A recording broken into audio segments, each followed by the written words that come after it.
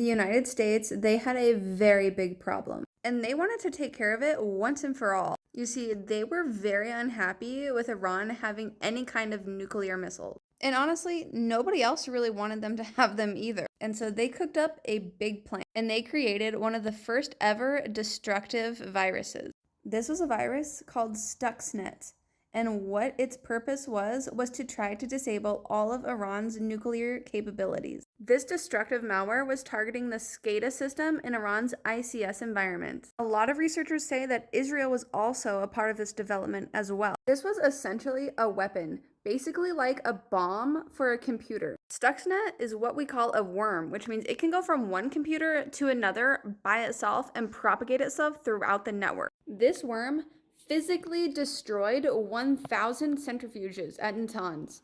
The fucking virus physically blew shit up. Now, allegedly, the United States and Israel, whatever, recruited a Dutch engineer who was married to an Iranian to go infiltrate this network and infect it. Now, this research is a little bit newer from 2024, and it's claiming that the Dutch engineer smuggled the virus in with a water pump. Previously, it was reported that the attackers were using a USB because in these SCADA systems or in these ICS environments, they're not usually connected to the internet or other networks or anything. It's called air-gapped.